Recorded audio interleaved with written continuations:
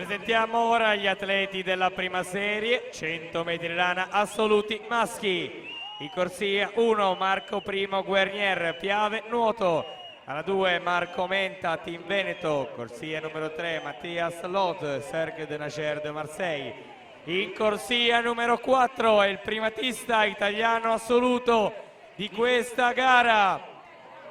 Per il Nuoto Club Brebbia, Nicolò Martinenghi.